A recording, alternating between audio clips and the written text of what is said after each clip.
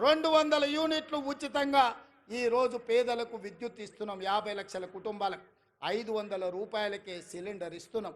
పాఠశాలలలో mess ఛార్జీలు, cosmetic ఛార్జీలు 40% పెంచినాం. ఇవన్నీ కూడా అప్పు చేయకుండా కోకపేటల భూములు అమ్మకుండా మేం చేసినాం. ఇవే కాదు, సంవత్సరం మొత్తం 72 లక్షల కుటుంబాలకు, రైతు కుటుంబాలకు 54,000 కోట్ల రూపాయలు ఖర్చు పెడితే ఒక్క కల్వకుంట్ల చంద్రశేఖరరావు చేసిన 7 లక్షల కోట్ల రూపాయల అప్పుకు ఇప్పటి వరకు మా బట్టి విక్రమార్క గారు 60,000 కోట్ల రూపాయల మిత్తి కట్టిండు. మిత్రులారా, మన నెత్తి మీద గుదిబండ పెడితే ఆ గుదిబండకు 60,000 కోట్ల రూపాయలు అప్పు కట్టిండు. ఇవాళ 7 లక్షల కోట్ల రూపాయలు చంద్రశేఖరరావు అప్పు చేయకపోతే 60,000 కోట్ల రూపాయలు రైతులకు వంచితే ఇవాళ అన్ని కష్టాలు తీరుతుండే కదా.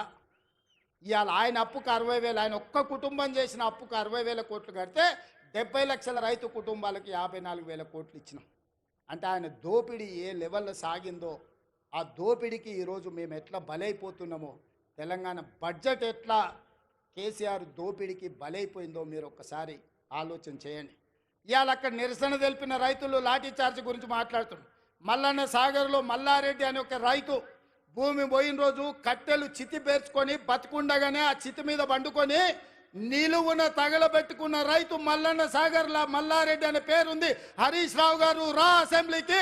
ఆనాడు భూమి కోల్పోయిన మల్లారెడ్డి చితి పేర్చుకొని కాల్చుకున్నప్పుడు నీ కన్నీళ్ళు ఎక్కడికి పోయినాయి? నువ్వు ఆ కుటుంబాన్ని ఎంత ఆదుకున్నావో ఇవాళ మల్లారెడ్డి ఇంటికాడికి పోదామా అని నేను అడుగుతున్నా. ఇవాళ ఈ కపట ప్రేమ, ఈ ముసలి కన్నీళ్ళు మా పాలమూరు జిల్లా మీద చూపిస్తున్నావా? నేను ఇక్కడ పుట్టినోని, రేపు పోతే ఈ మట్టిలో కలిసేటోని. నాకు ఈ దుఃఖం తెలియదా? ఈ బాధ తెలియదా? ఇది అభివృద్ధి చేసే తెలియదా? ఇవాళ ఇక్కడ ఉన్న భూమి నేను ఎవరికో పంచిపెడితే చరిత్ర నన్ను క్షమిస్తుందా? ఒకవేళ నేను ముఖ్యమంత్రి నుండి కూడా నా జిల్లాకు ఏమీ చేసుకోకపోతే, ఈ జిల్లాను అభివృద్ధి పదం వైపు నడిపించే పరిశ్రమలు తేకపోతే, ఈ జిల్లాకు నీళ్ళు ఇవ్వకపోతే, నిధులు ఇవ్వకపోతే చరిత్ర నన్ను క్షమిస్తుందా?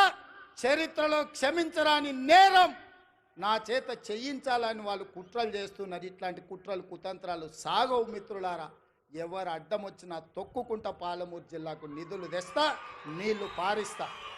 కొడంగల్లో పారిశ్రామిక వాడ ఏర్పాటు చేస్తా. 25,000 మందికి ఉద్యోగాలు ఇప్పిస్తుంది. నా బాధ్యత, నా జిమ్మెదారి అని నేను చెప్పదలుచుకున్నాను. నా జవాబుదారీ, నా జిమ్మెదారి నాకు తెలుసు. నేను ఎవరికి భయపడేటోని కాదు. ఎవరికి భయపడితే ఇంత దూరం నేను రాను. నేను పుట్టింది పెరిగింది నల్లమల్ల అడవుల్లో బిడ్డ. మేము పులులను చూసినాం, అడవిలో ఉండే మృగాలను చూసినాం, తొడేళ్లను చూసినాం. అన్నిటిని ఎదుర్కొని ఇంత దూరం వచ్చిన మానవ మృగాలు మీరెంత నాకు కాలి గోటితో సమానమని నేను చెప్పదలుచుకున్నాను. ఇవాళ